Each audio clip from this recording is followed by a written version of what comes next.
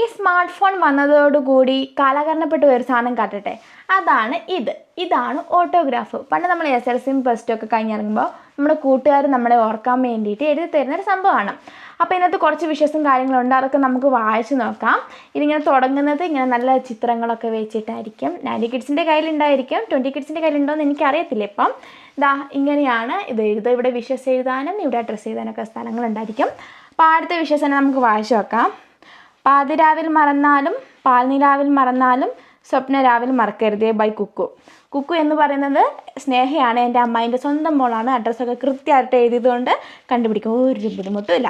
ഇനി അടുത്തയാളെ നോക്കാം. വർഷങ്ങളുടെ വിദൂരതയിൽ സായാഹ്നത്തിൻ്റെ മൂടൽമഞ്ഞിൽ മറന്നുപോയ മുഖങ്ങളിൽ ഓർക്കുക വല്ലപ്പോഴെങ്കിലും ഒരു സ്വപ്നം പോലെ ബൈ ചക്കര.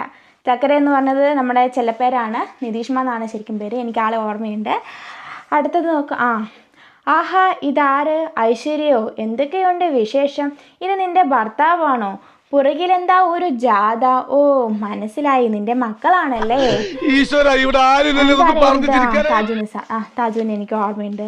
ഇനി അടുത്ത നാം ഓർക്കുമ്പോൾ നമ്മെ ഓർക്കുകയും നാം അറിയുമ്പോൾ നമ്മെ അറിയുകയും നാം സ്നേഹിക്കുമ്പോൾ നമ്മെ സ്നേഹിക്കുകയും ചെയ്യുന്നവരാണ് യഥാർത്ഥ കൂട്ടുകാർ ബൈ അൻഷീനെ എനിക്ക് ഓർമ്മയുണ്ട്.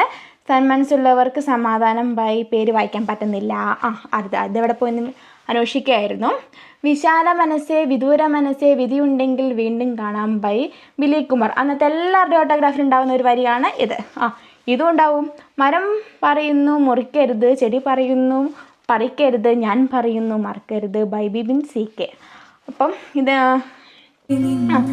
അപ്പോൾ ഇത്രയൊക്കെയാണ്. ഇത് മാത്രമല്ല ഒത്തിരി ഉണ്ട് നമ്മുടെ ഓട്ടോഗ്രാഫിൽ. ഇനിയും